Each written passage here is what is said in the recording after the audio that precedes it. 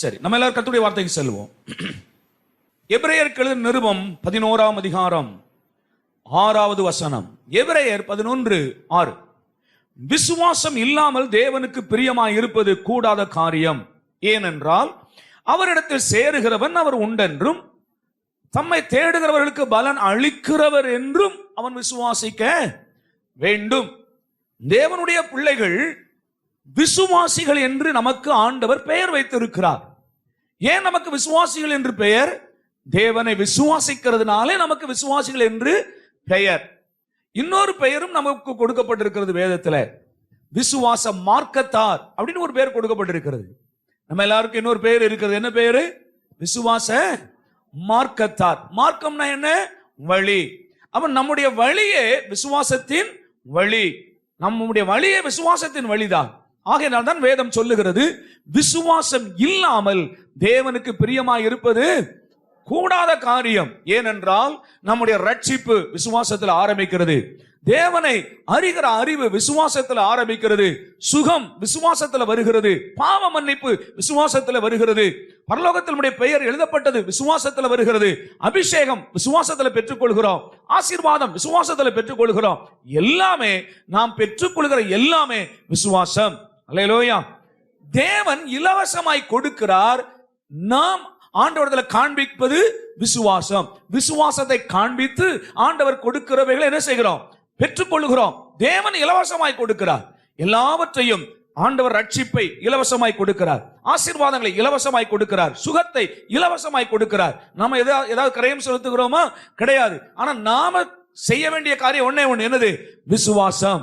அவர் கொடுக்கிறார்.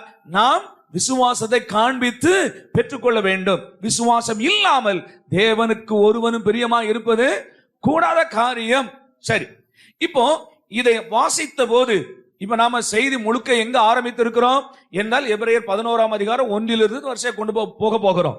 ஆனால் அதற்கு இந்த வசனம் ரொம்ப முக்கியமானது. இதை பார்த்த பிறகுதான் நம்ம அங்க போனோம். ஏனென்றால் எபிரேயர் 11ஆம் அதிகாரத்துல 1-2 வசனம் என்ன சொல்லுகிறது? விசுவாசமானது நம்பப்படுகிறவைகளின் உறுதியும் காணப்படாதவைகளின் நிச்சயமாயிருக்கிறது. 2வது வசனம், இவைகளினால் முன்னோர்கள் நற்சாட்சி பெற்றார்கள். எவைகளினால்? இந்த விசுவாசத்தினால். அப்ப விசுவாசம் இல்லாமல் தேவனுக்கு பிரியமாய் இருப்பது கூடாத காரியம். இப்போ இந்த முன்னோர்கள் நற்சாட்சி பெற்றார்கள் இருக்கிறதே, இந்த முன்னோர்களின் பட்டியல்ல தான் யார் வந்திருக்கணும்? இஸ்ரவேல் மக்கள் வனாந்தரத்தில் விசுவாசம் இல்லாமல் மரித்து போனார்களே, அவர்கள் பட்டியலும் இதுல வந்திருக்கணும்.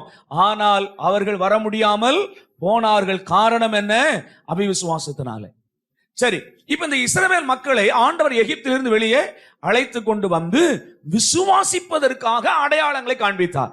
விசுவாசிப்பதற்காகத்தான் அடையாளங்களை காண்பித்தார். நீங்க வேதத்துல வாசித்தால் அடையாளங்கள், அற்புதங்கள் 2 ஒன்றாய் சேர்ந்து பல இடங்களில் வரும். அடையாளம் என்றால் என்ன?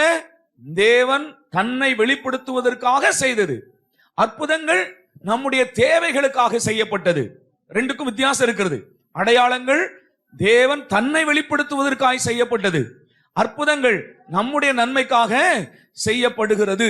சரி, ஆண்டவர் அடையாளங்களை ஆண்டவர் இஸ்ரவேல் மக்களுக்கு செய்தார். ஏன் அடையாளங்களை செய்தார்?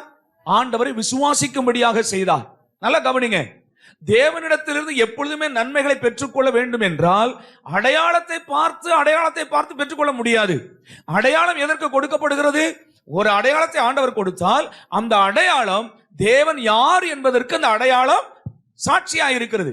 அந்த அடையாளத்தை கண்டு நம்ம எல்லாரும் தேவன் என்ன பண்ணணுமா? விசுவாசிக்கணும்.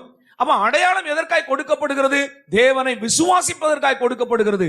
ஆனால் இஸ்ரவேல் மக்களோ எப்பொழுது பார்த்தாலும் எதற்கெடுத்தாலும் இவர்கள் அடையாளங்களை கேட்டார்களே அல்லாமல் ஏற்கனவே செய்யப்பட்ட அடையாளங்களை நம்பி இப்படிப்பட்ட தேவன் என்பதை விசுவாசிக்க மறுத்து விட்டார்கள். எதற்கெடுத்தாலும் அடையாளம் கேட்பார்கள். உங்களுக்கு சில 2 வாரமா உங்களுக்கு காண்பித்தேன். எதற்கெடுத்தாலும் அடையாளம் கொடும். ஏன்னா அந்த சந்ததியில வந்த ஆட்கள் தான் புதிய ஏற்பாட்டில் இருக்கிற யூதர்கள், பரிசேயர்கள், சதுசேயர்கள், வேத பாரகர்கள், ஆசாரியர்கள் எல்லாமே அந்த சந்ததியில வந்தவர்கள் தான். அதனால இவர்களும் என்னதான் கேட்டாங்க? அவரை பார்த்து, நீர் தேவனுடைய குமாரனையானால் அடையாளத்தை காண்பியும். ஆண்டவர் சொன்னார், இந்த பொல்லாத விபச்சார சந்ததிக்கு யோனா தீர்க்கதரிசன அடையாளமே அல்லாமல் வேறொரு அடையாளம் கொடுக்கப்படுவது இல்லை அப்படின்னு சொல்லிட்டார். ஏன்னா எப்பொழுது அடையாளத்தை கண்டு ஒரு மனிதன் ஆண்டவர் விசுவாசிப்பானே, ஆனால் அது உண்மையான விசுவாசம் கிடையவே கிடையாது. ஏன்னா விசுவாசம் என்றால் என்ன? நம்பப்படுகிறவைகளின் உறுதி, காணப்படாதவைகளின் நிச்சயம். அப்ப எதை நம்பணும்? ஏற்கனவே கர்த்தர் அடையாளம் உனக்கு கொடுத்திருக்கிறாரே, அதை நம்பணும். அடையாளத்தை கொடுத்திருக்கிறாரே, அதை நம்பி இதை செய்த தேவன் என்றென்றைக்கும் என்னை நடத்துவார், என்னை ஆசீர்வதிப்பார், எனக்கு உதவி செய்வார் என்று விசுவாசத்துக்குள்ள வரணும். ஆனா எப்பொழுது பார்த்தாலும் அடையாளம். கிதியோன் மாதிரி இல்ல. கிதியோனை பார்த்து ஆண்டவர் சொன்னார், பராக்கிரமசாலியே, கர்த்தர் உன்னோடு கூட இருக்கிறார், நீ போ, நீ அந்த மீதியானியரை முறியடிப்பாய் என்று ஆண்டவர் சொன்னார். ஆனா கிதியோன் கர்த்தருடைய வார்த்தையின் மேல் விசுவாசம் வைத்தானா? இல்ல இல்ல. இவன் என்ன சொன்னா?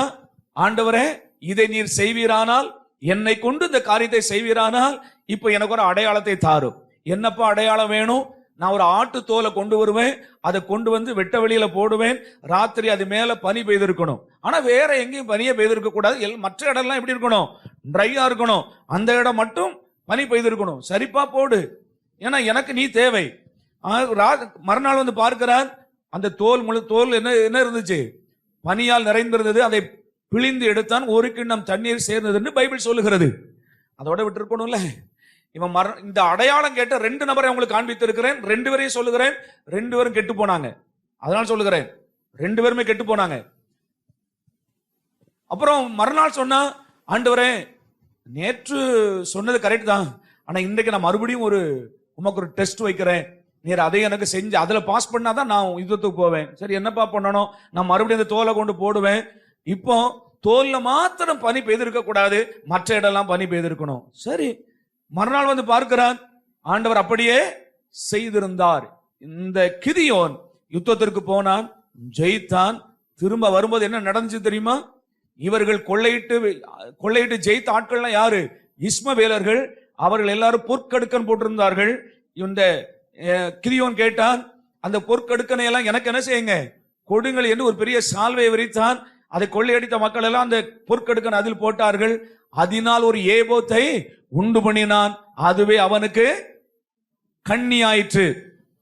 இந்த அடையாளம் கேட்டவுடைய வாழ்க்கை நீங்க பாத்தீங்கன்னா, ஒரு வெற்றியாயினுடைய வாழ்க்கை என்ன செய்யல, போகவில்லை. சரி, எசேக்கியா ராஜாவை குறித்து சொன்னேன். எசேக்கியா ராஜா ஒரு அற்புதமான ஒரு தேவ மனிதன், எனக்கு ரொம்ப பிடிக்கும் அவரை. அவருடைய நம்பிக்கை அவ்வளவு அபார நம்பிக்கை உள்ள ஒரு மனுஷன். ஆண்டவருக்காய் பெரிய காரியங்கள் எல்லாம் செய்தவர். அவர் வியாதிப்பட்டு மரணத்துக்கு எதுவாக இருக்கும்போது ஆண்டவர் சொன்னார், எசேக்கியாவை நீ மரித்து போவாய், வீட்டு காரியங்களை ஒழுங்குபடுத்து என்று ஆண்டவர் சொன்ன போது அவர் சுவர் பக்கமாய் திரும்பி தேவ சமூகத்தில் அழுதார். ஆண்டவரே, எனக்கு ஜீவனை தாரும், நான் உமக்காக எவ்வளவு பிரயாசப்பட்டேன் என்பதெல்லாம் நீர் அறிந்திருக்கிறீர் என்று சொன்ன போது ஆண்டவர் மறுபடியும் ஏசாயா தீர்க்கதரிசியை அனுப்பி, சரிப்பா, நான் உன்னுடைய ஆயுசு நாட்களை 15 ஆண்டுகள் கூட்டி தருகிறேன், உன் விண்ணப்பத்தை கேட்டேன், உன் கண்ணீரை கண்டேன், உன்னை நான் ஆசீர்வதிப்பேன், நீ 3ஆம் நாளில் கர்த்தருடைய ஆலயத்திற்கு போவாய் என்று சொன்னார். இது போதாதா? இவ்வளோ வார்த்தை போதாதா? இந்த மனுஷன் உடனே மறுபடியும் கேட்கிறார், ஆண்டவரே, நீர் என்னை சுகமாக்குவீர் என்பதற்கும் நான் 3ஆம் நாளில் ஆலயத்திற்கு போவேன் என்பதற்கும் என்ன அடையாளத்தை கொடுக்கிறீர்? எனக்கு ரொம்ப வருத்ததுலதான். இப்படி ஒரு அடையாளத்தை அந்த மனுஷன் கேட்டார். சரி, ஆண்டவர் கேட்டார், உனக்கு என்னப்பா அடையாளம் வேணும்? என்ன உன்னை தீர்க்கதரிசி சொல்லுகிறார், ஆகாஷ் ஒரு சூரிய கடிகாரம் பண்ணி வச்சிருந்தான். அந்த கடிகாரத்துல 10 பாகை முன்னால போகணுமா இல்ல பின்னால போகணுமா? உன்னை இவர் சொல்லுகிறார், 10 பாகை முன்னால போகிறது லேசான காரியம், 10 பாகை பின்னால போகணும். இவ்வளோ டெஸ்ட் வைக்கணுமா ஆண்டவருக்கு?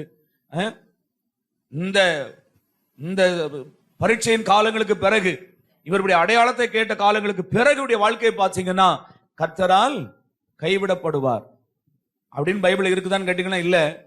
ஆனா நான் சொல்லுகிறேன், கர்த்தருடைய சுய பலத்துக்கும் சுய அறிவுக்கும் தேவன் இவரை விட்டு விடுவார். அதற்கு பின்பு ஒரு வியாதி நீங்கி சுகமான பிறகு பாபிலோனில் இருந்து விசாரிக்கும்படி ஆட்கள் வருவார்கள்.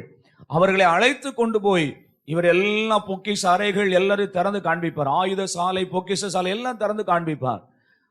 காண்பித்தெல்லாம் முடித்த பிறகு ஏசாயா தீர்க்கதரிசி மறுபடி வருவார். வந்து கேட்பார், இவர் எல்லாரும் யார், எங்க இருந்து வந்திருக்கிறார்கள்?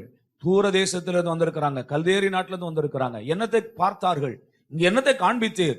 இவர் உடனே பெருமையா சொல்றார், நான் காண்பியாதது ஒன்றுமே இல்லை, எல்லாவற்றையும் காண்பித்தேன். அப்பதான் ஏசாயா சொல்லுவார், புத்தியினமாய் செய்தீர், எதையெல்லாம் காண்பித்தீரோ அவைகளெல்லாம் பாபிலோனுக்கு கொண்டு போகப்படும், உன்னுடைய பிள்ளைகளிலும் சிலர் அங்கே அடிமைகளாய் கொண்டு போகப்படுவார்கள். கொஞ்சம் யோசிங்க. இவங்க தான் அடையாளங்களை கேட்ட ஆட்கள். அப்ப ஆண்டவரிடத்துல அடையாளங்களை கேட்பதற்காக அல்ல. ஏசாயா 18:18 நான் உங்களுக்கு வாசித்து காண்பித்தேன்.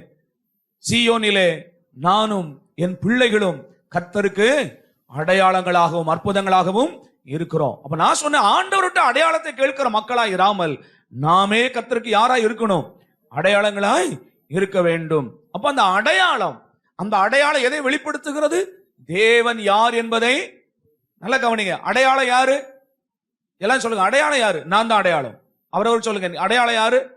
நான் தான் அடையாளம். அப்ப நாம் ஒரு இடத்துல அடையாளமா இருக்கும்போது அந்த அடையாளம் யாரை வெளிப்படுத்தணும்?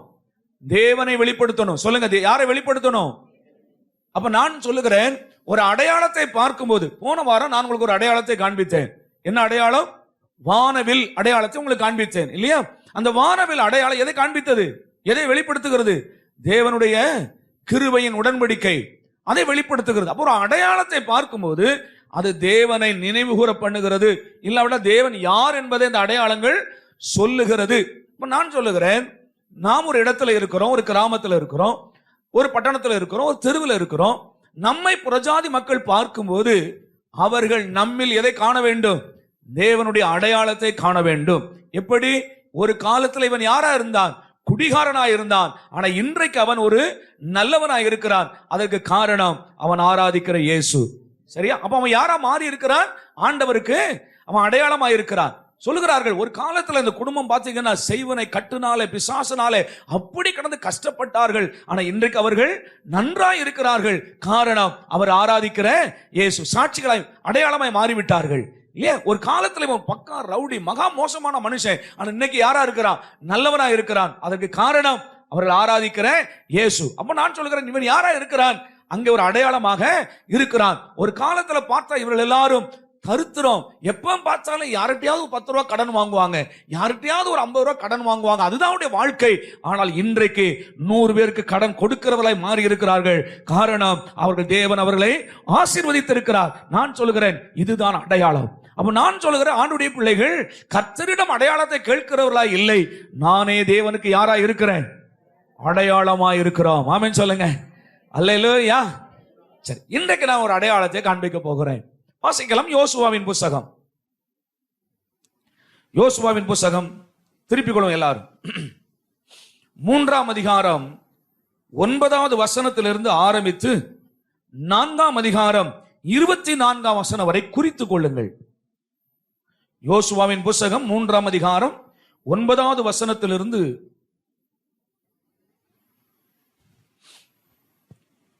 4ஆம் அதிகாரம் 24ஆம் வசனம் வரைக்கும் குறித்துக் கொள்ளுங்கள். அதற்கு பின்பு யோசுவாவின் புஸ்தகம் 5ஆம் அதிகாரம் 9வது வசனத்தையும் குறித்துக் கொள்ளுங்கள். இந்த சம்பவத்தை நான் சொல்லுவதற்கு முன்பு இது எங்கே ஆரம்பிக்கிறது என்பதை நான் உங்களுக்கு ஓரளவு சொல்லுகிறேன், கொஞ்சம் கவனிங்கள். இஸ்ரவேல் புத்திரரை ஆண்டவர் எகிப்து தேசத்திற்கு போனதற்கு பிறகு இவர்கள் 400 ஆண்டுகள் கழித்து ஆண்டவர் அங்கிருந்து இவர்களை ஆண்டவர் புறப்பட பண்ணினார். ஆனால் வேதத்திலே சில இடங்களிலே 430 ஆண்டுகள் அப்படின்னு வாசிக்கிறோம். இதை நான் பைபிள் ஸ்டடியில நான் இதை விளக்கினேன். 400 வருடமா 430 வருடமா அப்படின்னு சொன்னீங்கன்னா நீங்க பைபிள் ஸ்டடிக்கு வாங்க, உங்களுக்கு புரியும்.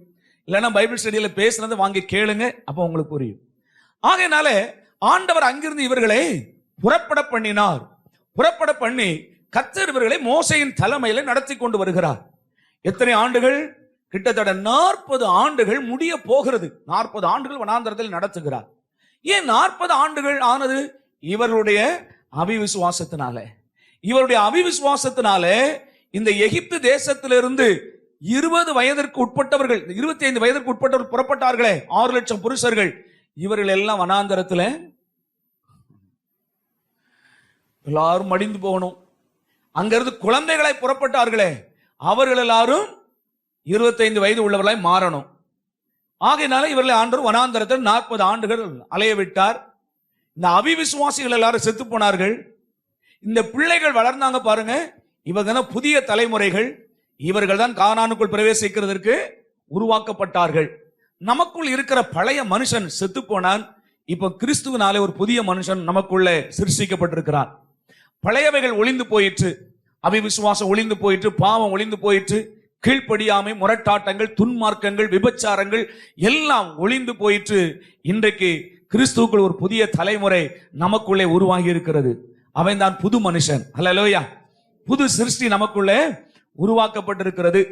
இப்ப ஆண்டவர் இந்த ஜனங்களை அழைத்து கொண்டு போகும்படி ஆண்டவர் சொல்லுகிறார். மோசே இப்பொழுது மரிக்கிறார். இந்த 40 ஆண்டுகள் முடியும் போது மோசே மரிக்கிறார். யோசுவா அடுத்த தலைமை பொறுப்பெடுத்து இந்த ஜனங்களை வழி நடத்தி கொண்டு போகிறார். இப்ப இடம் எங்க வந்திருக்கிறாங்க அப்படின்னு சொன்னா, கானான் தேசத்தினுடைய பார்டருக்கு வந்திருக்கிறாங்க. கானான் தேசத்துடைய பார்டர்ல வந்திருக்கிறாங்க. இந்த பார்டர் தான் எது? கானானுடைய பார்டர் தான் யோர்தான் நதி. யோர்தான் நதி வந்து நீங்க இல்லையே இயேசு ஞானசானம் எடுத்தாரு அங்கெல்லாம் இருக்கிறது இல்ல இல்ல, அது ஒரு 100-200 கிலோமீட்டர் தூரம் அது ஓடுது. காவேரி எங்க ஆரம்பிக்குது? அந்த மாதிரி அங்க இருந்து ஆரம்பித்து எருசலேமுக்குள்ள இருந்து ஆரம்பித்து அது பாட்டுக்கு எங்க வருகிறது? கடலுக்குள்ள போகுது. அது இந்த எகிப்து கடலுக்குள்ள நேரம் ஓடிக்கிட்டு இருக்குது. அப்போ இவர்கள் இந்த யோர்தான் நதி ஓரத்துல இந்த பக்கம் கிழக்கே இருக்கிறதான ஓரத்துல இவர்கள் வந்திருக்கிறாங்க. இந்த பார்டர்ல வந்திருக்கிறாங்க. இதை தாண்டினா எங்க போயிடலாம்? கானானுக்குள்ள போயிடலாம். பார்டருக்கு வந்திருக்கிறாங்க. இப்ப இந்த பார்டர்ல அந்த அடையாளத்தை கர்த்தர் கொடுக்கிறார். அல்லேலூயா. நீங்கள் எகிப்து தேசத்துக்குள்ள இருந்து கானானுக்குள்ள வந்திருக்கிறீங்க. உலகத்துக்குள்ள இருந்து கிறிஸ்துக்குள்ள வந்திருக்கிறீங்க. பிசாசினுடைய பிடியில இருந்து ஆண்டவருக்குள்ள வந்திருக்கிறீங்க. அதுல நீங்க அந்த உலகத்துக்குள்ள இருந்து தேவனுக்குள்ள வந்தீங்களே, அந்த ரெண்டுக்கு இடையில ஒரு பார்டர் இருக்கு. அந்த பார்டர்ல ஒரு அடையாளத்தை கர்த்தர் வைக்க விரும்புகிறார். நான் சொல்ற விளங்குதா உங்களுக்கு? உங்களுடைய முந்தின வாழ்க்கைக்கும் இனி வரப்போகிற பிந்தின வாழ்க்கைக்கும் இடையில கர்த்தர் ஒரு அடையாளத்தை ஸ்தாபிக்க விரும்புகிறார். அதுதான் இன்னைக்கு நான் சொல்ல போகிற அடையாளம். ஓகேவா? இதை மனதில் கொண்டுட்டு நீங்க வாசிங்க. இப்போ யோசுவாவின் தலைமையில வர்றாங்க. இப்ப நான் கொஞ்சம் வேகமா வாசித்து வரேன். அந்த 9 இருந்து யோசுவா இஸ்ரவேல் புத்திரரை நோக்கி, நீங்கள் இங்கே சேர்ந்து உங்கள் தேவனாகிய கர்த்தருடைய வார்த்தையை கேளுங்கள் என்றான். எல்லா தேவனுடைய பிள்ளைகளுக்கும் சொல்லுகிறேன், நீங்கள் ரொம்ப கவனமா கவனிக்க வேண்டிய ஒன்று தேவனுடைய வார்த்தை. கர்த்தருடைய வார்த்தையை கவனிங்கள். ஆமென். ஒரு பிரசங்கர் பிரசங்கம் பண்ணினால் அந்த செய்தியில என்ன இருக்கணும்? கர்த்தருடைய வார்த்தை இருக்கணும். நான் சொல்ற கொஞ்சம் விளங்குதா உங்களுக்கு? எல்லாரும் கவனமா கவனிங்க. எது ஒரு மனிதனுக்கு தேவை, எது ஒரு மனிதனை விடுதலையாக்கும், எது ஒரு மனிதனுக்கு தேவை? கர்த்தருடைய வார்த்தை. சும்மா கட்டுக்கதைகள் அல்ல. ஊர்ல உள்ள கதை, அங்க நடந்த கதை, இங்க நடந்த கதைகள் நமக்கு தேவை கிடையாது. ஆண்டவருக்கு ஸ்தோத்திரம். இன்னைக்கு உலகத்துல எடுத்துக்கிட்ட பிரசங்கங்கள்ல பாதி உலக கதைகளை சொல்லி எல்லாம் ஒரே சிரிப்புக்கும் இப்படிதான் சில ஆட்கள் பண்ணிட்டு இருக்கிறாங்க. ஆனா அது அல்ல நமக்கு முக்கியம்.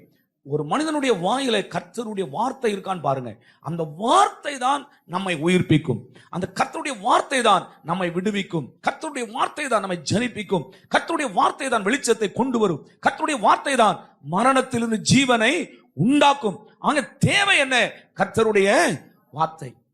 பழைய ஏற்பாட்டில் நடந்த ஒரே ஒரு சம்பவத்தை உங்களுக்கு சொல்லுகிறேன். ஒரு பெரிய பிரசங்கம் வச்சிருக்கிறேன். ஆனா அதை எப்பவுமே எனக்கு பிரச்சனைன்னு கேட்டா, நான் எடுத்துட்டு வர்ற பிரசங்கத்தை முடிக்க முடிகிறது இல்லை.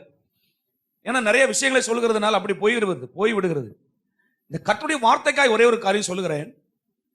யெகூ என்ற ஒரு ராஜா இருந்தான். தெரியுமா? பைபிள்ல யெகூ என்ற ஒரு ராஜா இருந்தான். அவனுடைய காலத்துல அவன் அப்ப ராஜாவா ஆகல, இப்ப தளபதியா இருக்கிறான். அவனுடைய காலத்துல எலிசாவுடைய நாட்கள். எலிசாவிடத்துல ஒரு தீர்க்கதரிசி ஒருத்தர் இருக்கிறான். அவனுக்கு கீழே ஊழியம் செய்கிற தீர்க்கதரிசின் புத்திரர் அப்படி சொல்லுவாங்க. அவனுக்கு கீழே ஊழியம் செய்கிற ஒரு இளம் ஊழியக்காரன் இருக்கிறான்.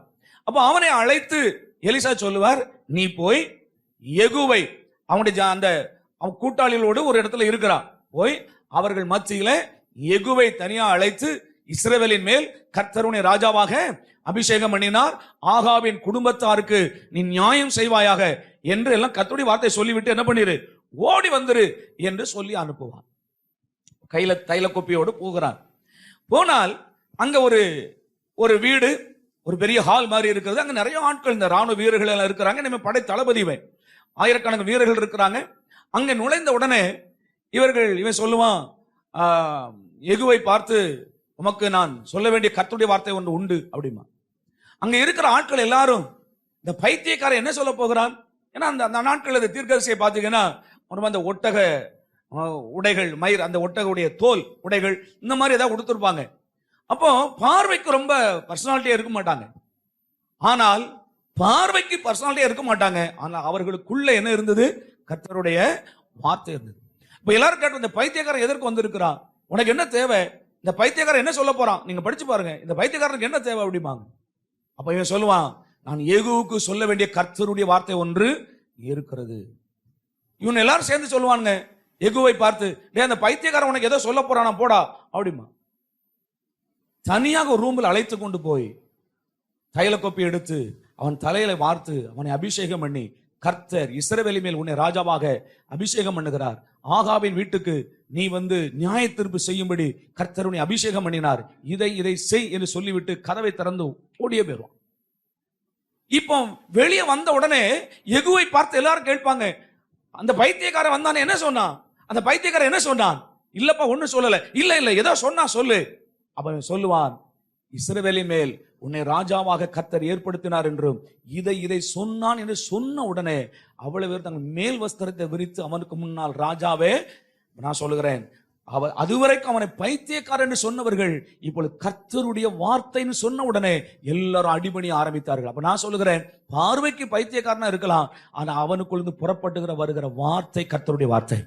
அப்ப நான் சொல்றேன், நீ மனிதனை மதிக்காவிட்டாலும் அவனுக்குள்ள புறப்படுற வார்த்தைக்கு நீ கீழ்ப்படிந்து ஆக வேண்டும். அப்ப நான் சொல்றேன், ஒரு மனுஷங்கிட்ட, ஒரு பிரசங்கியார்கிட்ட, ஒரு பாஸ்டர்கிட்ட இருக்க வேண்டியது என்ன கேட்டால், என்ன தாளந்து இருக்கிறது, என்ன ஒரு பெரிய படிச்சிருக்கிறார், என்ன ஒரு பெரிய பட்டதாரி, எவ்வளவு அழகா இருக்கிறார், என்ன திறமைகள் இருக்கிறது, இல்ல கர்த்தருடைய வார்த்தை இருக்கான்னு பாருங்க. ஆமென் சொல்லுவோம். அல்லேலூயா. கர்த்தருடைய வார்த்தை. அங்கே நாங்க சொல்லுகிறான், நீங்கள் கர்த்தருடைய வார்த்தையை கேளுங்கள். ஆமென். தொடர்ந்து வாசிக்கிறேன், கவனி, கர்த்தருடைய வார்த்தையை நீங்கள் கேளுங்கள் என்றான். பின்பு யோசுவா, ஜீவனுள்ள தேவன் உங்கள் நடுவே இருக்கிறார் என்பதையும், அதை மொத்தமா நான் வாசிக்கிறேன், அப்பதான் உங்களுக்கு தெரியும்.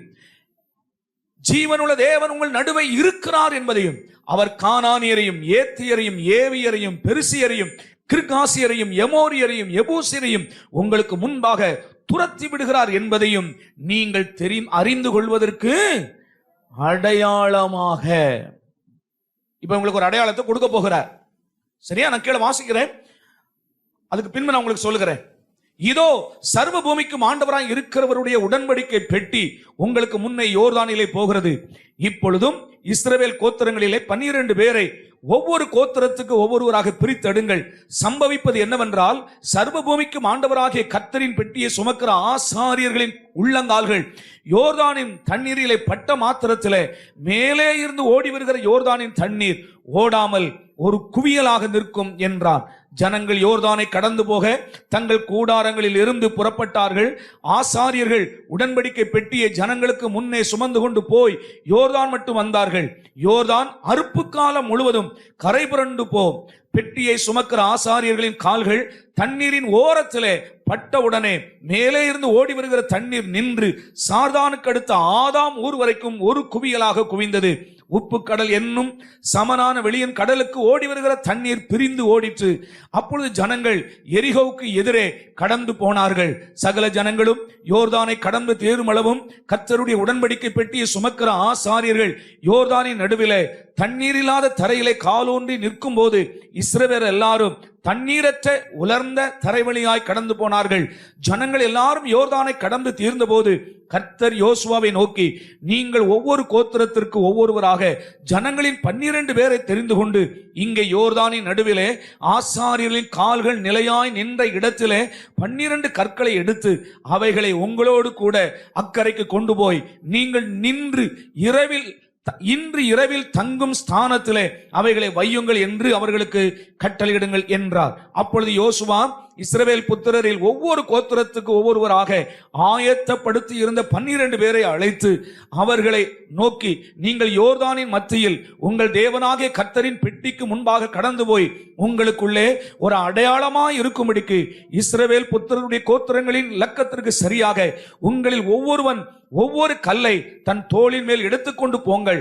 நாளை இந்த கற்கள் ஏதென்று உங்கள் பிள்ளைகள் உங்களை கேட்கும் போது நீங்கள் கர்த்தருடைய உடன்படிக்கை பெட்டிக்கு முன்பாக யோர்தான் தண்ணீர் பிரிந்து போனதினால் அவைகள் வைக்கப்பட்டிருக்கிறது. யோர்தானை கடந்து போகிற போது யோர்தானின் தண்ணீர் பிரிந்து போயிற்று. ஆகையால் இந்த கற்கள் இஸ்ரவேல் புத்திரருக்கு என்றைக்கும் நினைப்பூட்டும் அடையாளம் என்று சொல்லுங்கள் என்றான்.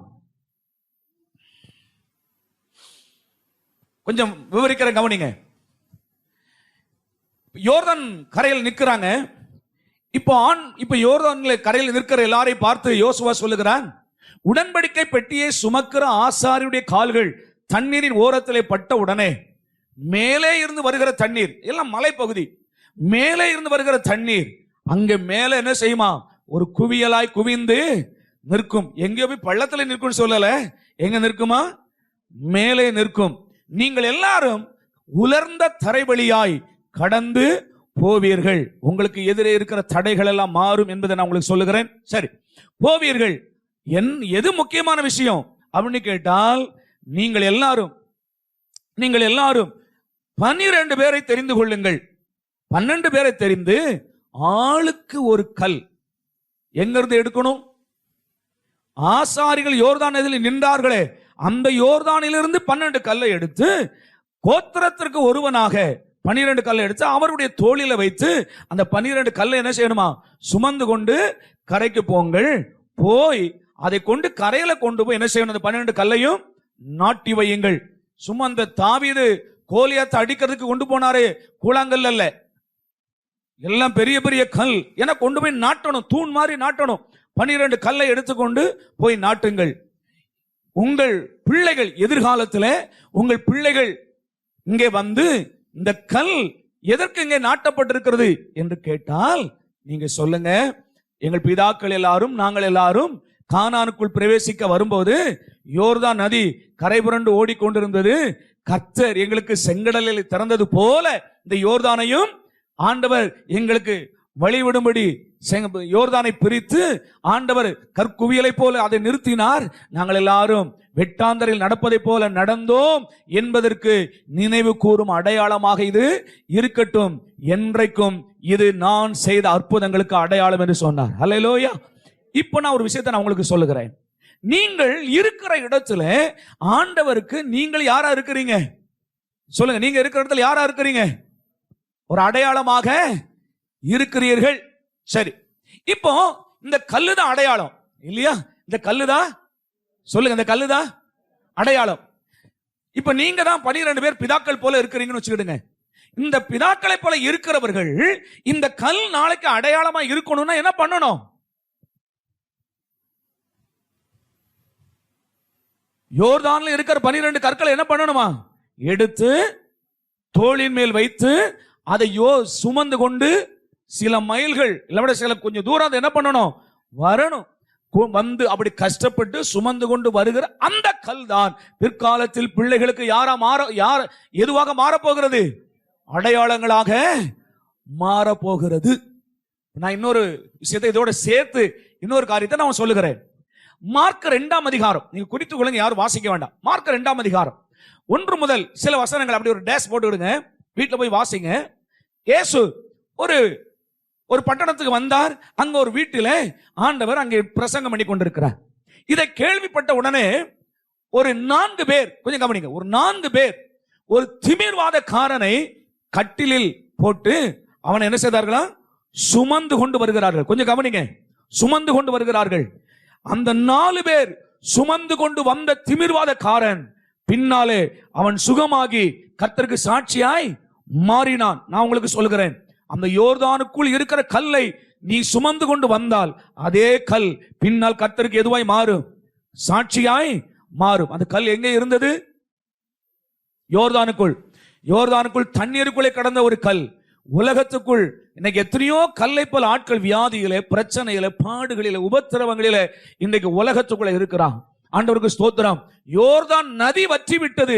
ஆனா அந்த கல்லு இதுவரைக்கும் தண்ணிக்குள்ள இருந்ததுனால அது பாச பிடிச்சு அழுக்கு பிடிச்சு அது அவ்வளவு ஈஸியா தூக்க முடியும்னு நினைக்கிறீங்களா? தூக்க கஷ்டங்க. ஆண்டவருக்கு ஸ்தோத்திரம். ஆண்டவருக்குள் ஒரு பிள்ளை நீங்க ஆதாயம் பண்ணி கொண்டு வரணும்னா சாதாரண காரியம் அல்ல. உலகத்துக்குள் இருக்கிறான், பாவத்துக்குள்ள இருக்கிறான், எகிப்துக்குள்ள இருக்கிறான், அடிமைத்தனத்துக்குள்ள இருக்கிறான், பொல்லாத செய்வனை கட்டுக்குள்ள இருக்கிறான், ஒரு பின்னணிக்குள்ள அவன் சிக்கி போய் சமுதாய கட்டுக்குள்ள இருக்கிறான். அவனை கொண்டு வர வேண்டுமானால் கொஞ்சம் கஷ்டப்படாமல் அந்த கல்லை நீ கொண்டு வந்து கர்த்தருக்கு சாட்சியை நிறுத்த முடியாது. அல்லேலூயா. எத்தனை பேருக்கு புரியுதா? அல்லேலூயா. நீங்கள் அந்த கல்லை கொண்டு வருவது சாதாரண காரியம் அல்ல. பலனை செலவு பண்ண வேண்டும், பிரயாசப்பட வேண்டும், கொஞ்சம் கஷ்டப்பட்டு தான் ஆக வேண்டும். ஆண்டவருக்கு ஸ்தோத்திரம். நான் சொல்லுகிறேன், அந்த படுக்கையில் அந்த 4 பேர் அந்த வியாதி உள்ளவனை, நடக்க முடியாத சப்பானியா இருக்கிறவன், அவனை சுமந்து கொண்டு வந்தது எவ்வளவு கஷ்டம். நான் உங்களுக்கு கொஞ்சம் காமிக்கிறேன், கொஞ்சம் கவனிங்க. அல்லேலூயா. 4 பேர் ஒரு கட்டிலில் வைத்து சுமந்து கொண்டு வருவது லேசான காரியம் அல்ல. அந்த மனுஷனை இயேசுவிடத்தில் கொண்டு வருகிறார்கள், ஆத்துமாதாயம் பண்ண கொண்டு வருகிறார்கள், சாதாரண காரியம் அல்ல. கவனிங்கள், அப்படி கஷ்டப்பட்டு கொண்டு வருகிற இந்த மனுஷன் தான் நாளைக்கு யாராய் மாறப்போகிறான்? சாட்சியாய், அடையாளமாய் மாறப்போகிறான். ஆண்டவருக்கு ஸ்தோத்திரம். யாராவது இந்த பக்கம் உங்களை கேட்டா தெரியாது, இந்த பக்கத்துல கேட்கிறேன், நீங்க யாராவது சவப்பெட்டி தூக்கி இருக்கிறீங்களா? குட். தூக்கும் போது 4 பேர் தூக்குவாங்க இல்லையா? இல்லைன்னா கொஞ்சம் இடையில வேணா இன்னும் 2 பேரை போட்டுக்கலாம், 6 பேர் தூக்குவாங்க. இதுல தூக்கிட்டு போகும்போது பாத்தீங்கன்னா எல்லாரும் கரெக்டா 5.25 அடி இல்ல 5 அடி இருக்கிற ஆட்கள் மட்டும் வாங்க அப்படின்னு டேப் வச்சு அளந்து கூப்பிடுவாங்களா? ஒரு ஆள் உயரமா இருக்கும், ஒரு ஆள் குட்டையா இருக்கும், ஒரு ஆள் பலவானா இருப்பான், ஒருத்தன் பலகீனனா இருப்பான். ஆனால் நீங்க தூக்கிட்டு போகும்போது பாத்தீங்கன்னா இந்த ஹைட்டா இருக்கிறாங்களே அவங்களுக்கு வந்து பெட்டி எப்படி இருக்கும் தெரியுமா? இப்படி இருக்கும். இங்கதான் வளர்த்தியான ஆள் இருக்கிறாருன்னு இங்க இருக்கும். இந்த குட்டையா இருக்கிறாரு பாருங்க, இந்த வெயிட் பூரா இங்கதான் விழும். பார்த்து இருக்கிறீங்களா? அவ்வளவு கஷ்டம். 4 பேர் சேர்ந்து ஒருத்தனை தூக்கிட்டு வராங்க. கஷ்டம் இல்லாம நீங்க ஆத்துமாதையும் பண்ண முடியாதுங்க. ஆமென். 4 தடவை வீட்டுக்கு போறீங்க, 4 தடவை அவனுக்கு போய் ஆண்டவர் பற்றி சொல்றீங்க. 4 தடவை சொல்லுவான், போப்போ எல்லாம் நான் பார்த்தாச்சு, போ, எத்தனையோ சாமி பார்த்துட்டேன், இவர் மட்டும் என்ன பெரியவரா அப்படிமா. பக்கத்துல இருக்கிற ஆள் சொல்லும், பார்த்து மத மாத்திரம் வந்திருக்கிறாம்மா, ஆள் பிடிக்கணும் வந்திருக்காம்மா, ஆடுகளை வாங்குற வந்திருக்காம்மா, பிச்சை எடுக்க வந்திருக்காம்மா, எல்லா அவமானத்தையும் பட்டிருக்கிறோம்ல. பலர் பலவிதமா பேசுவாங்க. எத்தனை காரியங்கள் இருக்குன்னு நினைக்கிறீங்க? ஒரு கல்லை கொண்டு வந்து கர்த்தருக்கு அடையாளமாய் மாற்றுவது சாதாரண காரியம் அல்ல. அல்லேலூயா. உங்களை யாரோ சுமந்து கொண்டு வந்திருக்கிறாங்க. இன்றைக்கு நீங்கள் ஒரு கல்லாய், ஒரு ஜீவன் உள்ள கல்லாய் இங்கே அடையாளமாய் இருக்கிறீர்கள் என்றால் ஒரு நாள் நீங்கள் உலகத்துக்கு தெரியாமல் யோர்தானுக்குள்ளே மூழ்கி கிடந்தீர்கள், உலகத்துக்குள்ள மூழ்கி கிடந்தீர்கள். உலகம் உங்களை காணவில்லை. யோர்தானுக்குள் மூழ்கி கிடந்த உங்களை யாரோ உங்களை சுமந்து கொண்டு வந்தார்கள். இன்றைக்கு நீங்கள் ஜீவனுள்ள கல்லாய் மாறி இருக்கிறீர்கள். ஆமென். ஆண்டவருக்கு ஸ்தோத்திரம். அந்த 4 பேர் தூக்கி கொண்டு வந்தார்கள். கொண்டு வந்தா உள்ள கொண்டு போக முடியல, ஒரே கூட்டம். அந்த வீடு முழுவதும் ஆட்களாக இருக்கிறது, உள்ளே கொண்டு போக முடியல. இப்ப கவனிங்க, உடனே இந்த 4 பேரும் என்ன சொல்லியிருப்பாங்கன்னு நினைக்கிறீங்க? நம்ம ஊர்க்காரனா இருந்தா என்ன சொல்லியிருப்பான்? சொல்லுங்க, நம்ம ஊர்க்காரனா இருந்தா என்ன சொல்லியிருப்பான்? அன்னைக்கு ஒரு ஆள் வீடு பார்க்க வந்திருக்கிறான், கையில ஒரு சின்ன டைரி வச்சிருக்கிறான், ஒரு சின்ன பாக்கெட் டைரி ஒண்ணு. கேட்கிறான், இவ்வளவு நீளம் இவ்வளவு அகலமா இருக்கா? எத்தனை தென்னை மரம்? 5 இருக்குதா? எத்தனை எலுமிச்சை மரம்? 2 இருக்குதா? இப்படி ஜோசியம் பார்க்கறானுங்க. என்னமோ சொல்றான் அதுக்கு. சரி, தோத்திரம். நம்ம ஊர்காரன் என்ன சொல்லியிருப்பான்? எப்ப அவனை பிரயாசப்பட்டு நாங்க கொண்டு வந்தோம், ஆனா உனக்கு டைம் சரியில்லை, எனக்கு கூட்டமா இருக்குல்ல, இப்ப உனக்கு நேரம் சரியில்லை, அதனால நீ எப்படியாவது திரும்பி போயிரு. நேரம் சரியில்லைன்னு சொல்லியிருப்பான் பாருங்க நம்ம ஆள்னா. ஆனா அந்த 4 பேரும் அவர்கள் சோர்ந்து போகவில்லை. நான் சொல்லுகிறேன், தேவனுடைய பிள்ளை, எத்தனை எதிர்ப்புகள் வந்தாலும் சோர்ந்து போகாதே. உன் கால் மிதிக்கும் இடத்தை கர்த்தர் தருவார். நீ போகும் குடும்பங்களை கர்த்தர் சுதந்திரித்துக் கொள்ளும்படி உதவி செய்வார். தேவனுக்காக அந்த கல்லை நீ சுமந்து விடு. ஒரு நாள் சாட்சியாய் கர்த்தருக்கு மாறும். அல்லேலூயா. ஆண்டவருக்கு ஸ்தோத்திரம். அந்த 4 பேர் ஒரு தீர்மானம் பண்ணா. என்ன, மேல பார்த்தா நம்ம காங்கிரீட் பில்டிங் இல்ல, வேதம் சொல்லுகிறது மேற்கூரை அப்படின்னு இருக்குது. ஒருவேளை எனக்கு அது ஓடு போட்ட கூரையா இல்லைன்னா ஓலை கூரையா தெரியல, ஆனா கூரை என்றால் பிரிக்கலாம். அல்லேலூயா. கூரை என்றால் பிரிக்கலாம். பார்த்தானுங்க 4 பேரும் மேல ஏறுவோண்டா, எப்படியோ இயேசு இடத்துல அவனை கொண்டு போயிடணும். அவன் சொல்லுங்க, யாரத்துல கொண்டு போய் சேர்க்கணும்? ஒரு ஆத்துமாவை கொண்டு போய் சேர்க்க வேண்டிய இடம் இயேசு. அவர்கிட்ட கொண்டு போனீங்கன்னா கர்த்தர் சொல்லுகிற, என்னிடத்தில் வருகிற ஒருவனை நான் புறம்பே தள்ள. ஆமென். 4 பேரை மேல ஏறான் பாருங்க. இப்ப அதை விட கஷ்டம். அடுத்த விஷயம் சொல்றேன். 4 பேரை மேல ஏறிட்டான். சொன்னா, எப்பா இனிமே தோல்ல சுமக்க முடியாது, 4 பேர் 4 மூலைக்கு 4 கயிறை போடுப்பா. ஆமென். சில காலம் தோல்ல சுமந்து கொண்டு வரலாம், சில நேரங்களில் இப்படியும் டெக்னிக்கா வேலை செஞ்சுதான் ஆக வேண்டியிருக்கு பாருங்க. 4 பக்கம் 4 கயிறை போட்டான். 4 பேரும் மேல ஏறி 4 பேர் மேல நின்று தூக்குறான். கீழே 2 பேரை சப்போர்ட் கூப்பிட்டான். எப்பா கீழே இருந்து என்ன செய்யுங்க, கொஞ்சம் தூக்கி விடுங்க. ஒரு ஆத்துமாவை ஆதாயம் பண்றதுக்கு எவ்வளவு கஷ்டம்னு நினைக்கிறீங்க? ஆமென், அல்லேலூயா. ஆத்தும ஆதாயம் என்பது சும்மா மல்லிகைப்பூ பறிக்கிற வேலை கிடையாதுங்க. ஆத்தும ஆதாயம் என்பது பிசாசனுடைய வாய்க்குள்ள இருந்து முத்து எடுக்கிற மாதிரி, நல்ல பாம்பு வாயிலிருந்து முத்து எடுக்கிற மாதிரி தான் ஆத்தும ஆதாயம் என்பது. ஏன்னா பேயினுடைய வாய்க்குள்ளியாக ஆத்துமாக்களை வச்சிருக்கிறான். ஆமென், ஆண்டவருக்கு ஸ்தோத்திரம். சில பாடுகள், சில பிரயாசங்கள், சில கஷ்டங்கள் படத்தான் வேண்டியது இருக்கும். ஆனால் கர்த்தர் நிச்சயமாய் நம்மோடு கூட இருப்பார். ஆமென். நான் சொல்லுகிறேன், இந்த இயேசுவிடத்துல முன்னால இந்த ஆத்துமனை கொண்டு வந்த பிறகு கர்த்தர் பார்த்தாரா? சொல்லுங்க. இயேசுவிடத்துல அந்த கட்டில கொண்டு வந்தாங்களே, இப்ப இயேசுக்கு முன்னால இவன் வந்த பிறகுதான் ஆண்டவரோட பார்த்தாரா? நோ. இவனை எப்ப இந்த 4 பேர் சேர்ந்து அங்க தூக்கி கொண்டு வரணும்னு நினைத்தார்களோ அப்பொழுதே இந்த 4 பேரையும் கர்த்தர் அறிந்தார். அல்லேலூயா. கர்த்தருக்காக நீ எடுக்கிற முயற்சிகள் ஒன்றும் தோல்வி அடையாது. கர்த்தர் புது பலன் தருவார், புது கிருபை தருவார். ஸ்தோத்திரம். 4 பேர் மேல நின்று தூக்குறான் கட்டல. ஒருத்தன் பேலன்ஸை விட்டானா மேல இருந்து கீழே விழுந்து பாடி ஆயிடுவான். எல்லாம் நஷ்டப்பட்டு போயிடும். ஆமென். 4 பேர் சேர்ந்து இதுக்கு தான் பைபிள் சொல்லுகிறது ஒருமனப்படணும்னு சொல்லுது. ஆமென். ஒருமனப்பட்டு எல்லாம் 4 பேர் மேல தூக்குனாங்க பாருங்க. இவன் மேல போயிடுச்சு பாடி, சாரி, இது என்ன சொல்றது, திமிர்வாதக்காரன். 4 பேர் சேர்ந்து திமிர்வாதக்காரன் மேல போயிட்டான். இப்ப சொல்றான், ஹோட்டல்லாம் பிரிங்கடா. என்ன இப்ப வீட்டுக்காரங்கிட்ட பெர்மிஷன் கேட்க வேண்டாமா? இல்ல நான் ஒண்ணும் சொல்ல மாட்டான். ஏன்னா இயேசுக்கு இடம் கொடுத்திருக்கிறானே. இயேசுவை அவ்வளவு கல் எடுத்து எறியணும்னு நினைக்கிறான். அவருக்கு இடம் கொடுத்திருக்கிறான்னா ஓட்ட பிரிக்க கட்டாயம் என்ன செய்வான்? ஒரு வீட்டுல நாம ஒரு பிரேயர்சல் நடத்துறோம் அப்படின்னு சொன்னா அந்த வீட்டுக்காரங்க எப்படி தியாகம் உள்ளவங்களா இருந்தாதான் ஆத்துமாதாயம் பண்ண முடியும். தெரியுமா உங்களுக்கு? ஒரு வீட்டுல நம்ம பிரேயர்சல் நடத்துறோம் அப்படின்னா, ஒரு ஊழியர் ஒரு ஊழியமா ஒரு கூட்டம் நடத்துறோம்னு சொன்னா அந்த வீட்டுல இருக்கிறவங்க தியாக உள்ளம் உள்ளவர்களா இருந்தால் மட்டும்தான் அங்கே ஆத்தும ஆதாயம் பண்ண முடியும். சொல்ற விளங்குதா உங்களுக்கு? இல்லைன்னா ஆத்தும ஆதாயம் பண்ண முடியாது. முதல்ல அங்க இருக்கிறவர்கள் சுற்றிலும் இருக்கிற மக்களோடு சாட்சி உள்ளவர்களாய் இருக்க, அப்பதான் அங்க 4 பேர் வருவாங்க. 2வது, அங்க வருகிற பிள்ளைகள் ஏதாவது சில பொருளை போட்டு உடைச்சிரும், சில பிள்ளைகள் ஒண்ணு கடிச்சிரும், கக்கா பண்ணிடும். இதெல்லாம் சகிக்கிறவங்களா இருக்கணும். இல்லாவிட்டால் அவர்கள் ஆத்துமாதாயம் பண்ணவே முடியாது. ஆண்டவருக்கு ஸ்தோத்திரம். அங்க கூட்டம் நடந்துகிட்டு இருக்கும். ஒரு சின்ன பிள்ளை உடனே அந்த வீட்டுக்காரங்க உடனே திரும்பி பார்த்து, ஏன்னா அது எதுக்கு அழுது? வைத்த வலிக்குன்னு அழுது தெரியல. டக்குன்னு ஒரு காலத்துக்கு டர்ன்னு அடிக்கும். ஸ்தோத்திரம். ஐயோ கழுத வீட்டை நாசம் பண்ணிருச்சே. நீ ஆத்துமாதாயம் பண்ணுவியா? செத்தாலும் ஒரு மனுஷன் உன் வீட்டில் ரட்சிக்கப்பட மாட்டான். அல்லேலூயா. ஆத்துமாதாயம் பண்றதுக்கு தியாகம் வேணும். ஆமென் சொல்லுங்க. அல்லேலூயா. ஆத்தும ஆதாயம் பண்ணணும், தியாகம் வேணும். தியாகம் இல்லாமல் ஆத்துமாதாயம் பண்ணவே முடியாது. பிள்ளைகள் சில காரியங்களை செய்யும். அந்த வீட்டுக்குள்ள வருகிறவங்க பிரச்சனையா இருக்கும். சில ஆட்கள் சுங்கவீனமா சாசு பிடிச்சவங்களை கொண்டு வருவாங்க.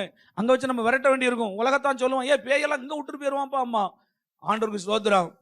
இந்த வீட்டுக்காரங்க, ஐயோ இது வேறையா? நோ. அப்படின்னாப்பா ஆலயத்துக்குள்ள இங்க பேய் விரட்டுற பேயெல்லாம் உள்ளே அங்க சுத்திக்கிட்டு இருக்குது. அல்லேலூயா. கர்த்தர் நல்லவர். ஆமென். சோத்திரம். 4 பேர் சொல்றான், ஏப்பா இயேசுக்கு வீடு கொடுத்திருக்கிறான், அதனால வீட்டை பிரிங்கடா அப்படின்னா ஓட்டெல்லாம் பிரிச்சுட்டான். திறப்பாக்கி, பைபிள் சொல்ல திறப்பாக்கி அப்படின்னா பெரிய பெரிய ஓட்டை பெருசா போட்டாங்க. திறந்துட்டு இப்ப 4 பேரும் உள்ள இறக்குறான் பாருங்க. இது அதை விட கஷ்டங்க. சொல்ற விலங்குதான், அதை விட கஷ்டம். கயிறை பிடிச்சு கரெக்டா இருக்கணும். பெட்டி இறக்கி இருக்கீங்களா? குழியில உள்ள கயிறை பிடிச்சு கரெக்டா இறங்கலன்னா பாட்டியம்மா வெளியே வந்துருவாங்க. மூடிய திறந்துட்டு வெளியே வந்துடும். அதனால மெதுவா இறக்குங்கப்பா, கரெக்டா பேலன்ஸா கரெக்டா விடுவாங்க. இவன் 1 இன்ச்சு விட்டு அவன் 1 இன்ச்சு விடணும்.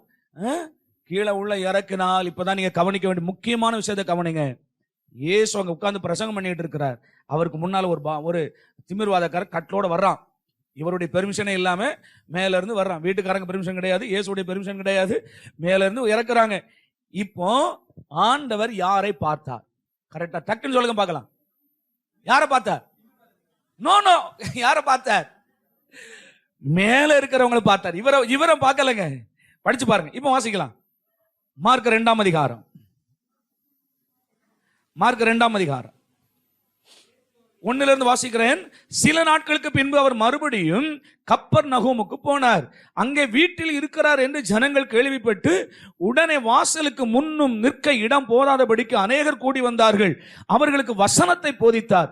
அப்பொழுது 4 பேர் ஒரு திமிர்வாதக்காரனை சுமந்து கொண்டு அவரிடத்தில் வந்தார்கள். ஜனக்கூட்டத்தின் நிமித்தம் அவருக்கு சமீபமாய் சேரக்கூடாமல் அவர் இருந்த வீட்டின் மேற்கூரையை பிரித்து திறப்பாக்கி திமிர்வாதக்காரன் கிடக்கிற படுக்கையை இறக்கினார்கள். இயேசு அவர்கள் விசுவாசத்தை கண்டு, எவர்களே? நான் சொல்லுகிறேன், நான் கருமையான ஆண்டவருடைய பிள்ளையே, நீ ஆத்துமாதாயம் பண்ணுகிறதற்கு நீ எடுக்கிற முயற்சி, நீ படுகிற பிரயாசம், நீ அலைகிற அலைச்சல்கள், கர்த்தர் உன் விசுவாசத்தை கண்டு நீ அழைத்து கொண்டு வருகிற ஆட்களை சுகமாக்குவார். அல்லேலூயா. விசுவாசம் யாருக்குள்ள இருக்கணும்? நமக்குள்ள இருக்கணும். அழைத்து கொண்டு வருகிற ஆட்களுடைய பிரயாசத்தை கண்டு கர்த்தர் அவர்களை சுகமாக்குவார். ஓகேவா? ஆண்டவர் அவர்களை நோக்கி பார்க்கிறார். அவன் எடுத்த பிரயாசங்கள் எல்லாவற்றை கண்டார். வேதம் சொல்லுகிறது அவர்கள் விசுவாசத்தை கண்டு. எல்லாரும் கவனிங்க, விசுவாசம் காண்கிற மாதிரி இருக்குமா? ஆண்டவரை என் விசுவாசத்தை பாரும். நான் ஒரு பொட்டலம் போட்டு காமிக்கிறேன், சொல்லுங்க, எதை காமிக்க முடியுமா? அல்லேலூயா. உங்கள் கிரியைகளினாலே உங்கள் விசுவாசத்தை காண்பிக்க முடியும். ஆமென். உங்கள் கிரியைகளினாலே விசுவாசத்தை காண்பிக்க முடியும். யாக்கோபு நிருபக்காரன் சொல்லுகிறான், கிரியை இல்லாத விசுவாசம் செத்தது. உனக்கு விசுவாசம் இருக்கு என்ன, கிரியைகள் மூலமா விசுவாசத்தை என்ன செய்? காண்பி. கிரியைகள் மூலமா காண்பின்னு சொன்னா, அப்ப நான் சொல்லுகிறேன், இந்த கால வேளையில உங்களுக்குள் விசுவாசம் இருக்கிறது. அப்படியானால் விசுவாசத்தை கிரியைகள் மூலமாய் காண்பியுங்கள். கிரியைகள் மூலமாய் காண்பியுங்கள். யோர்தான் நதி ஓரத்தில் நின்று கொண்டு, கர்த்தாவே யோர்தான் பிரிந்தால் காலை உள்ளே வைப்பேன். இல்ல, கிரியையினால காண்பி. கர்த்தர் சொல்லுகிறார், உன் காலை எடுத்து யோர்தானில் வை, உன் கால் பட்ட மாத்திரத்தில் யோர்தான் பிரியும். ஆமே. கால் வைக்க ரெடியா? ஐயோ இழுத்துட்டு போயிடுச்சுன்னா, இல்ல, நீ காலை வைங்க, கர்த்தர் கூட இருக்கிறார். அல்லேலூயா. அவர் நம்பிக்கையின் தேவன். அவர் நம்மை கைவிடார்.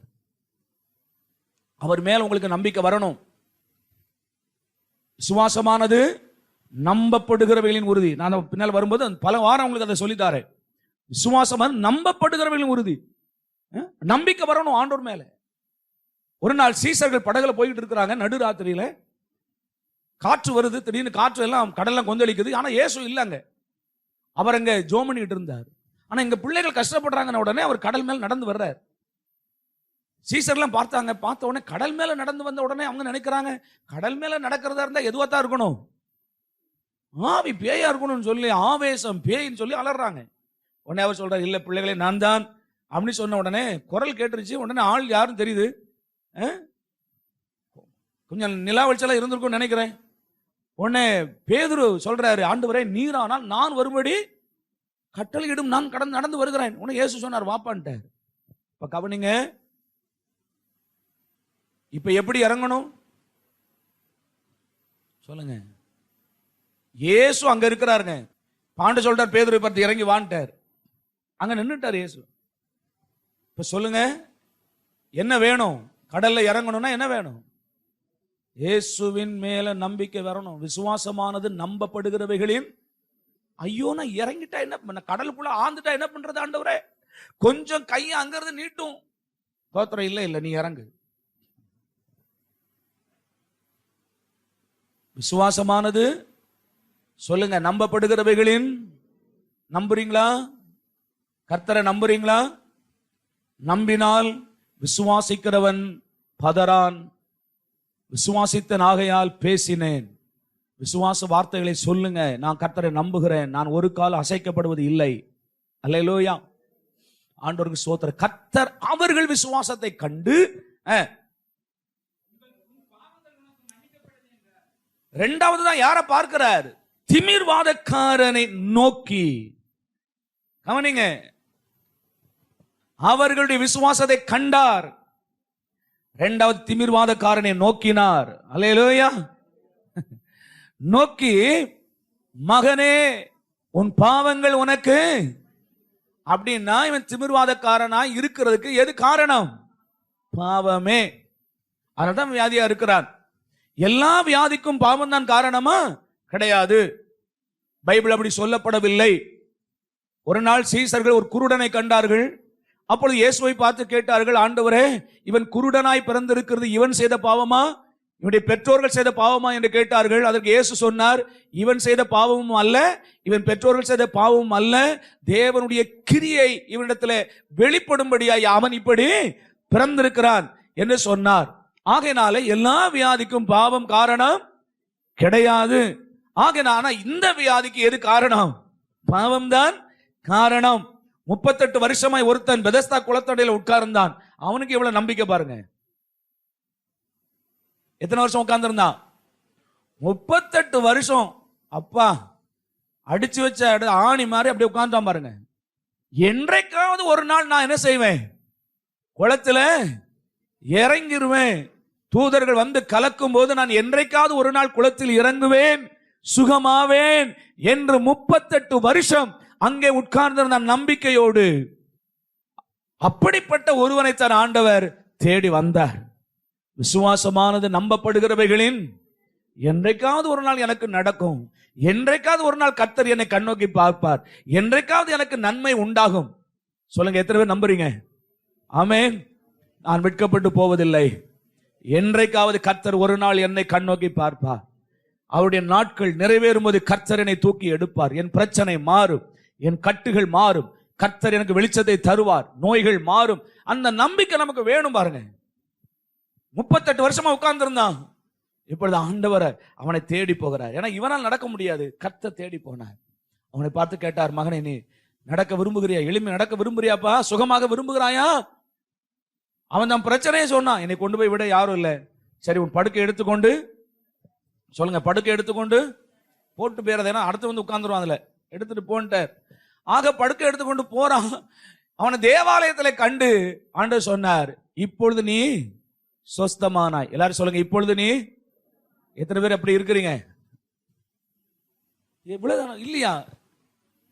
நான் சொல்றேன், இப்பொழுது நான் சொஸ்தமானேன். பாவத்திலிருந்து, சாபத்திலிருந்து, எல்லா நோயிலிருந்து, பிரச்சனையிலிருந்து நான் சொஸ்தமானேன். நான் ஆரோக்கியமா இருக்கிறேன். சொல்லுங்க, எத்தனை பேர் சொஸ்தமானீர்கள்? சரி, இப்ப அவனுக்கு சொல்லப்பட்ட வார்த்தை என்ன? இப்பொழுது நீ சொஸ்தமானாய், இனி அதிக கேடொன்று வராதபடி இனி பாவம் அப்படின்னு சொன்னா அதுவும் பாவத்துல தான் வந்திருக்குது இல்லையா? சரி, இப்ப ஆண்டவர் இவனை பார்த்து சொல்லுகிறார், இந்த திமிர்வாதக்காரனை பார்த்து, மகனே, உன் பாவம் உனக்கு மன்னிக்கப்பட்டது, இனி போ, உன் படுக்கை எடுத்துக்கொண்டு. சரி, இல்ல, பாவம் மன்னிக்கப்பட்டது சொன்ன உடனே அங்க சில ஆட்கள் இருப்பாங்க. எப்பவுமே பாத்தீங்கன்னா இந்த ஆட்கள் அங்க இருப்பாங்க, பாத்தீங்களா? அந்த கூட்டம் அங்க இருக்குது. சரி, பார்க்கலாம். இயேசு அவர்கள் விசுவாசத்தை கண்டு திமிர்வாதக்காரனை நோக்கி, மகனே, உன் பாவங்கள் உனக்கு மன்னிக்கப்பட்டது என்றார். இப்ப கொஞ்சம் கவனிங்க. அவன் பாவிதான். பாவிதானா? பாவி இல்லையா? ஆனா அவனை பார்த்து ஆண்டவர் என்ன சொன்னார்? மகனே. எல்லாம் சொல்லுங்க, என்ன சொன்னார்? எல்லாரையும் மகனேன்னு தான் சொல்றார். ஆனா பரலோகத்துக்கு உள்ள போகிறது தான் யாரா இருக்கணும்னு நினைக்கணும், மனவாட்டியா மாறணும். சரி, அதை நம்ம பரமண்டல ஜெபத்தில் கொண்டு வந்துருவோம். என்னாலும் மகனா இருக்கணுமா? சில ஆட்கள் என்னாலும் மகனாவே இருக்கும்னு நினைக்கிறது. மடியில சாய்ந்து விட்டேன், மார்பிலே உறங்கி விட்டேன் அப்படின்னு சில ஆட்கள் எப்போ பார்த்தாலும் மடியில இருக்கிறதுக்கே விரும்புறது. எல்லா பிள்ளைகளும் மடியில இருந்தா வேலையாகாது, தெரியுமா உங்களுக்கு? ஒரு எஜமானுக்கு ஒரு 2 பிள்ளைகள் இருந்தாங்க. ஒருவன் திராட்சை தோட்டத்தில் போய் தகப்பனுடைய வேலையை பார்க்க போனான் இல்லையா? ஒருவனை பார்த்து சொன்னார், மகனே, நீயும் திராட்சை தோட்டத்தில் போய் வேலை செய் அப்படின்னு சொன்னா, போகிறேன் ஐயா அப்படின்னா போகல. பாத்தீங்களா? ஒரு 2 பிள்ளை இருக்கும். சொல்வார் ஒருவனை பார்த்து, திராட்சை தோட்டத்தில் போய் வேலை செய். அப்ப நான் சொல்லுகிறேன், மடியிலே உட்கார்ந்துட்டு இருந்தா வேலையாகாது. கர்த்தருக்கு ஒரு திராட்சை தோட்டம் இருக்கிறது. ஆமென் சொல்லுங்க. கர்த்தருக்கு ஒரு திராட்சை தோட்டம் இருக்கிறது. அங்கே போய் வேலை செய்யுன்னு சொன்னா, போகிறேன் ஐயான்னு சொல்லிட்டு போக மாட்டான். சில ஆட்களை பார்த்தீங்கன்னா இதே கதை தான். பாஸ்டர், கண்டிப்பா செய்யறேன் பாஸ்டர் அப்படின்னு சொல்லும் போது அழகா சொல்லுவாங்க, கண்டிப்பா செஞ்சிடறேன் பாஸ்டர் அப்படின்னு. அப்புறம் 2 நாள் கழிச்சு, பிரதர் முடிச்சிட்டீங்களா அப்படின்னா, பாஸ்டர் மறந்துட்டேன். நம்ம கேஸ். சில நேரங்கள்ல போகிறேன் ஐயா அப்படின்னு போக மாட்டான். அப்புறம் இன்னொரு பிள்ளைகிட்ட கூப்பிட்டு சொன்னார், எப்பா நீ தோட்டத்தில் போய் வேலை செய், இவன் போக மாட்டேன்னு சொன்னான். அப்புறம் மனஸ்தாபப்பட்டு போனான். இவன் நல்லவனா அவன் நல்லவனா? சொல்லுங்க. போக மாட்டேன்னு சொன்னாலும் மனஸ்தாபப்பட்டு இந்த முகஸ்துதி பண்ற ஆட்களை என்னைக்குமே நம்பாதீங்க. முகஸ்துதி பண்றான் பாருங்க, அவனை ஒரு காலம் நம்பாதீங்க. ஆனால் சில நல்லவங்க இருக்கிறாங்க, உங்களுக்கு முன்னால் உங்களை கடிந்து கொள்வார்கள். இது என்ன இப்படி இருக்கிற, ஒழுங்கா என்ன தேய்க்க மாட்டியா, ஏன் இப்படி இருக்கிற அப்படின்னு சொல்லிட்டு உனக்கு புத்தி சொல்லிட்டு போயிடுவாங்க. ஆனால் இன்னொருத்தர் இருக்கிறான், அவர் கிடக்கிறாரு, இதெல்லாம் ஒரு வயசு, நீ தேயாம இரு, அதுக்கு என்ன அப்படின்னு சொல்லுவான். ஆனா மனசுல இவன் எண்ணெயே தேய்க்க கூடாது, இவனுக்கு தலைவலி வரணும் ஆண்டவரே. இந்த மாதிரி ஆட்கள் நீங்க நான் நிறைய ஆள் பார்த்துருக்கிறேன். உங்க முகத்துக்கு முன்னால ஒரு ஆள் சொல்றாங்கன்னு வச்சுட்டீங்களா, பிரதர் நீ செய்யற காரியம் சரியில்லை, சிஸ்டர் நீங்க செய்யற காரியம் சரியில்லை. ஆனா அந்த ஆள் உங்க நன்மையை விரும்புகிறார்கள் நீங்க நினைங்க. அல்லேலூயா. உங்க நன்மையை அவர்கள் விரும்புகிறார்கள். ஆண்டவருக்கு ஸ்தோத்திரம். சில ஆட்கள் இந்த முகஸ்துதி பண்ற ஆட்கள் இருக்காங்க பாருங்க, அவங்க உங்க நன்மையை விரும்பல, ஆனால் உங்களுக்கு விரோதமாக அவருடைய மனதில் எண்ணங்கள் கொண்டிருக்கிறாங்க நினைங்க. சரி, ஓகே. இப்போ நான் கவனிங்க இத. அங்கே உட்கார்ந்திருந்த வேத பாரகரில் சிலர் இவன் இப்படி தேவ தூஷணம் சொல்லுகிறது என்ன? ஆனா இதுல இன்னொரு சந்தோஷமான விஷயம் என்ன தெரியுமா? அவருடைய பிரசங்கம் வேத பாரகரையும் பிரசங்கத்தை கேட்கும்படி இழுத்தது. ஆமென் சொல்லுவோம். அல்லேலூயா. வேத பாரகரும் வந்து இயேசுவின் பிரசங்கத்தை கேட்க அங்க உட்கார்ந்து இருக்கிறான். ஆமென். நான் சொல்லுகிறேன், இந்த மேட்டூர் பட்டணத்தில் இருக்கிற வேத பாரகர்லாம் வரணும். ஆமென் சொல்லுவோம். வேத பாரகர்கள் வரணும், பரிசேயர்கள் வரணும், சதுசேயர்கள் வரணும், அநேக அதிகாரிகளை கர்த்தர் கொண்டு வரணும். கர்த்தர் சபையில தேவன் நம்முடைய வார்த்தையை தேவன் நமக்கு தருவாராக. கர்த்தருடைய வார்த்தை எங்கே உண்டோ அங்கே ஆட்கள் வருவார்கள். ஆமென். சரி, அப்ப அந்த வேத பாரகர் சிலர் என்ன சொன்னாங்களா, இவன் இப்படி தேவ தூஷணம் சொல்லுகிறது என்ன? தேவன் ஒருவரை அன்றி பாவங்களை மன்னிக்கத்தக்கவர் யார் என்று தங்கள் இருதயங்களை சிந்தித்துக் கொண்டிருந்தார்கள். அவர்கள் தங்களுக்குள் இப்படி சிந்திக்கிறார்கள் என்று இயேசு உடனே தம்முடைய ஆவியில் அறிந்து அவர்களை நோக்கி, நீங்களுடைய இருதயங்களை இப்படி சிந்திக்கிறது என்ன? உன் பாவங்கள் உனக்கு மன்னிக்கப்பட்டது என்று சொல்லுவதோ, எழுந்து உன் படுக்கை எடுத்துக்கொண்டு நட என்று சொல்லுவதோ எது எளிது? நீங்க சொல்லுங்க, இந்த ரெண்டுல எது எளிது? ஒரு ஆளுக்காக ஜெபம் பண்றோம், வியாதியா இருக்கிறார், கர்த்தரை அறியாத மனுஷன், விக்கிரக ஆராதனைக்காரங்க, வியாதியா இருக்கிறார், ஆனா அவர் சுகமாகணும். இதுல அவர் சுகமாகிறது நல்லதா சரியா, இல்லவட்டா சுகமாகிறதை விட பாவம் மன்னிக்கப்படுகிறது நல்லதா? சொல்லுங்க, இந்த ரெண்டுல எது பெஸ்ட்? சரி, நாம எப்படி சுவிசேஷம் ஊழியம் பண்றோம்? ஒரு ஆள் வியாதி சுகமாகிறதுக்காக அதிக பிரயாசப்படுகிறோமா, இல்ல அந்த ஆள் பாவம் மன்னிக்கப்பட்டு ரட்சிக்கப்படுறதுக்காக அதிக பிரயாசப்படுறோமா? சொல்லுங்க, எதுக்கு ரொம்ப முக்கியத்துவம் கொடுக்கிறோம்? பாவம் மன்னிக்கப்படுகிறதற்கு. சுவிசேஷ கூட்டங்கள்ல மிகுதியான ஆட்கள் போய் உட்கார்ந்து இருக்கிறாங்க, லட்சக்கணக்கான ஆட்கள். இவர்களெல்லாம் யாரு? பாவம் மன்னிக்கப்பட்டவங்களா இல்ல வியாதி சுகமாக போனவங்களா? வியாதி சுகமாக போனவர்கள் தானே. அப்படியானால் இந்த கிறிஸ்தவங்களை ரட்சிக்கப்படலன்னு அர்த்தம். நீங்க தான் சொல்றீங்க இந்த கிறிஸ்தவர்கள் எல்லாம் அப்ப என்ன செய்யணும்? ரட்சிக்கப்படவில்லை. அப்ப இவர்கள் வியாதி சுகமாகிறத விட எது அவங்களுக்கு தேவை? பாவ மன்னிப்பு தான். ஏன் அப்படின்னு சொன்னா, ஒரு சின்ன உதாரணம் சொல்லுகிறேன். இப்ப இந்த திமிர்வாதக்காரன் ஆண்டவர் எழுப்பிட்டார், சுகமாயிட்டான், ஆனா பாவம் மன்னிக்கப்படல. பாவ சுபாவம் இருக்குது, பழைய குணம் இருக்குது, பழைய துன்மார்க்கம் இருக்குது. இப்ப சுகமான உடனே எங்க போவான்? சொல்லுங்க, பாவ வாழ்க்கைக்கு திரும்புவான். சரிதானே? மறுபடியும் குடிகாரன், டாஸ்மாக் எங்கப்பா இருக்கு, இவ்வளவு நாள யாரோ வாங்கி கொண்டு கொடுத்தாங்க, இன்னும் நானே போவேன்.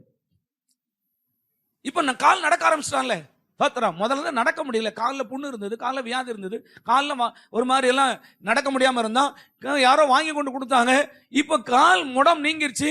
இவன் சொல்றான், ஏன்னா பாவ மனுஷன் தானே, பாவம் மன்னிக்கப்படல, இப்ப நானே என்ன பண்ணுகிறேன்? யாருடைய உதவி எனக்கு? சொல்லுங்க. இப்போ நான் சொல்கிறேன், இதே மனுஷன் மறுபடியும் எங்க போவான்? சினிமாவுக்கு போவான், கொள்ளையடிக்க போவான், விபச்சாரத்துக்கு போவான், எல்லாத்தையும் செய்வான். ஒரு நாள் சாவான், ஆனா சுகமாயிட்டான். சாவான், செத்து எங்க போவான்? சொல்லுங்க, நரகத்துக்கு போவான். ஆனா அதே வேளையில் இதே மனுஷன் இப்ப சுகமாயிட்டான், அதே வேளையில் பாவம் மன்னிக்கப்பட்டு ரட்சிக்கவும் பட்டான். இப்ப இவன் எங்க போவான்? சொல்லுங்க. இனி இவன் ஃபர்ஸ்ட் போகிற இடம் எங்க போவான்? கர்த்தருடைய ஆலயத்துக்கு போவான். மறுபடியும் எங்கெல்லாம் இயேசுநாதர் கூடி பிரசங்கம் பண்ணுகிறாரோ பிரசங்கத்தை கேட்க ஓடுவான். அல்லேலூயா. பிரசங்கத்தை கேட்க ஓடுவான். இப்போ நம்முடைய இருதயமெல்லாம் எதை தேடும்? கர்த்தரை தேடும். அவர் மேல வாஞ்சையா இருக்கும். எப்பொழுது பார்த்தாலும் பைபிள் படிப்பான், எப்ப பார்த்தாலும் ஆண்டவரை தேடுவான். ஏன்னா இப்ப அவனுக்கு பாவம் மன்னிக்கப்பட்டாயிற்று. இப்ப இயேசு கேட்டார், எப்ப வியாதி சுகமாகிறதா இல்ல பாவம் மன்னிக்கப்படுகிறதா, ரெண்டுல எதுப்பா நல்லதுன்னு கேட்டார். ஆமென். அல்லேலூயா. இப்ப நான் உங்களையும் அப்படிதான் கேட்கிறேன். இந்த காலையில் உட்கார்ந்து இருக்கிற எல்லாருடைய வாழ்க்கையில மிக உன்னதமான ஒரு ஆசீர்வாதம், ஐஸ்வர்யம், உங்கள் வியாதிகள் மாறுகிறதா, உங்க வாழ்க்கையில ஒரு ஐஸ்வர்யம் வருகிறதா, இல்ல பாவம் மன்னிக்கப்படுகிறதா, எது பெஸ்ட்? பாவம் மன்னிக்கப்படுகிறது தான் பெஸ்ட் அப்படின்னு சொல்றவங்களா கையில் வைத்துங்க பார்க்கலாம். இல்ல பாஸ்டர், என்ன சுகமா இருக்க வேண்டாமா, ஐஸ்வர்யமா இருக்க வேண்டாமா, அதுதான் முக்கியம். பாவம் மன்னிக்கப்பட்டாலும் பரவாயில்ல, சுகத்தோடும் ஐஸ்வர்யத்தோடு இருக்கணும் அப்படின்னு சொல்றவங்களா கை வைத்துங்க பார்க்கலாம். சரி, சோத்திரம், நானும் உங்க கூட தான் இருக்கிறேன்.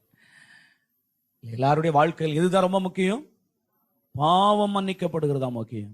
ஆமென். சரி, இப்போ இந்த மனுஷன் ரட்சிக்கப்பட்டான். இவன் ரட்சிக்கப்படுவதற்கு யார் காரணமா இருந்தா? அந்த 4 பேர். ஆமெவா?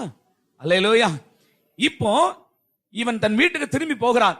இப்ப அந்த 4 பேருடைய உதவி இன்மை இவனுக்கு வேண்டாம்.